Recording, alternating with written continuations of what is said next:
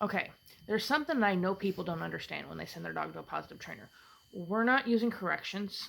We're not going to hurt your dog. We don't zap your dog. We're not turning your dog into doggy robots, especially if your dog has a behavior issue.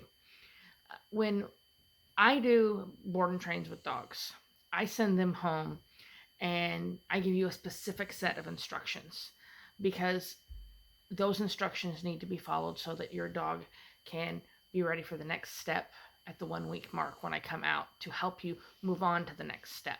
Because cortisol, a lot of the dogs that come here for board and train, they're in areas of town that their dog is highly triggered because there's lots of noise, there's lots of people. They're in neighborhoods where there's lots of dogs.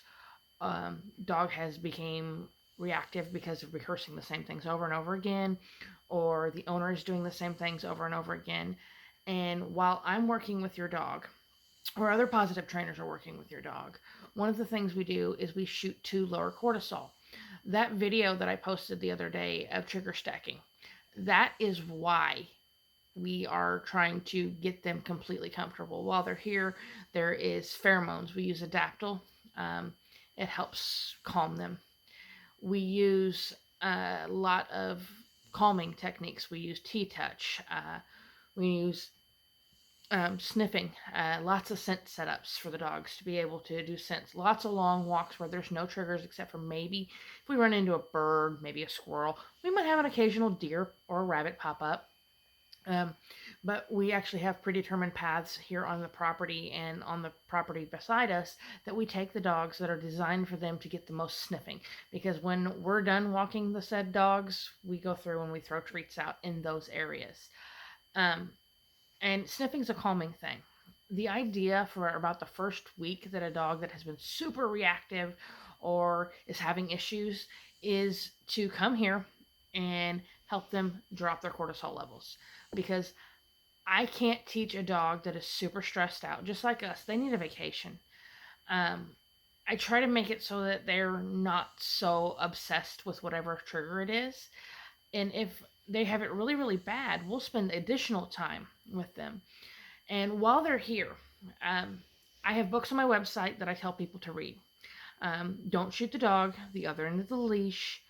Um, there's Midnight Dog Walkers, Scaredy Dog, several books that I will have you read. I'll send you handouts, text messages, and I discuss this stuff with people because you have to put in the work. You can't take the dog that we have gotten out of this stress cycle because cortisol becomes an addicting substance to these dogs. They start seeking triggers out because they are so used to being in this stress state. We have to take them and get them out of that. And then when we bring them home to you, you have to follow everything. Because when we do this and we walk through and we go, okay, this crate doesn't work here, this food bowl doesn't work here, try putting toys over here, try giving your dog a space here, that's designed to kind of help your dog out. Um, Reading body language is the most important thing. Um, I I recommend highly Talking Signals. It's a book that is on my website as well that I tell people it's designed to help you. There's several from Zoom Room that are videos. I've got some in my email if I've sent you an email, which I usually send you an email at the beginning of this that tells you, hey, here's all the links at the bottom of my page. Canine Enrichment Group, the nail trimming group, the body language videos of what you need to be doing while your dog is here with us. Um, those are homework. You're not just paying for your dog to go away and not do anything. That's probably the hardest part for people. You have to have Kongs ready when I bring them home. Um, Keep in mind that your dog will find a favorite treat. Your dog will find a favorite toy. We're going to tell you, this is what works with your dog. This is what your dog seeks out. This is what they want. And it's important for you. Just because your dog has came here does not mean they're going to be 100% perfect when you get them back. That's not my goal. My goal is to get them out of their head so that we can get them on track to being a more tolerable to be around dog. Um, I don't make doggy robots. I don't shock dogs. I don't pinch dogs. I don't choke dogs. It's not what I do. I teach your dog how to be a dog. It's that's not going to bark all the time. That's not going to snap at you. And if your dog is going to have issues like snapping or biting or anything like that, and I give you, homework assignments like, hey, you need a gate, put a gate up. Give your dog that space. They need that because I'm putting the management foundations down. When you bring them home, it's your job to make sure to follow everything so that we can keep your dog on track to learning because it's not something that is magic. It doesn't happen overnight. This is therapy for your dogs. It's step by step, and I tell this to people every time I pick up their dogs for board and train, or I'm getting ready to do board and train with their dogs, and I'm talking about the owners, and I don't think that it really clicks with some people. Um, because they have this idea that when a dog comes home, it's going to be this perfect robo doggy, and that's not what we're after. Um, we might work on dogs that are super reactive being able to call away from a trigger, to look at a trigger and not lose their mind, um, teach them basic manners, um, teach them to the point where they can walk on leash and not pull you. I'm not trying to teach militant heel. That's not what I do. I teach your dog that if you're pulling me, we're not going anywhere.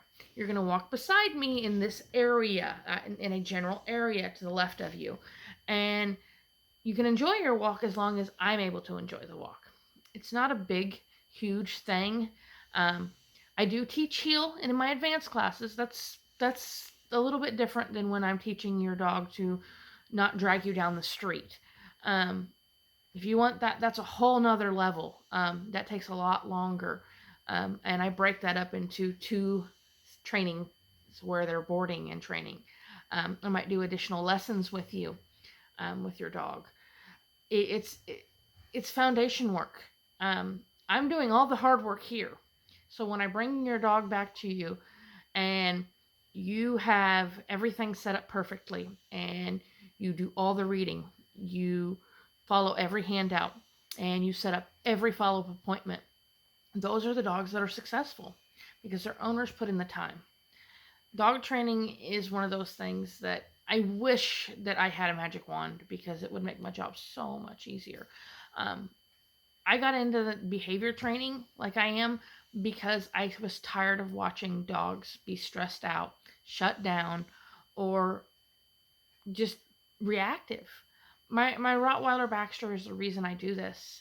He changed my world. I don't do this to turn dogs into these perfect militant machines. I used to do high level obedience. I can still do it. It's just, it takes a lot longer. It takes more lessons. Um, when I'm dealing with puppies, that's easy because we're teaching the basics. Sit down, leave it off to me. Um, all touch. Those are all things I teach all the dogs. But I'm mainly trying to teach a lot of the dogs that I get here that have behavior issues that they don't have to lose their mind at the drop of a hat. They don't have to lose their mind when they see something that they want and they can't get, or that they are scared of and they want to run away from, and they're trying to mount an offense. Um,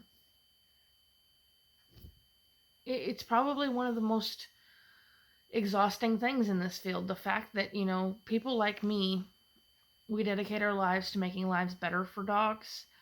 And we have dogs that, we get absolutely in the right headspace. We send them home, and then we'll have owners that are perfect and they follow everything. And then we have the owners that don't follow anything and they get upset. And it's one of those things that when we bring them home to you, we are bringing you home a dog that is ready to learn how to do everything we taught them here in your home space.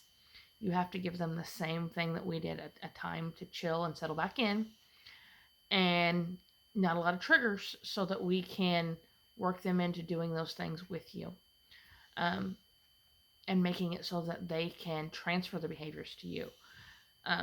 It's not so much that I'm trying to scold people. That's not it. It's just As a trainer that does this all day, every day, I love my job. I love the dogs.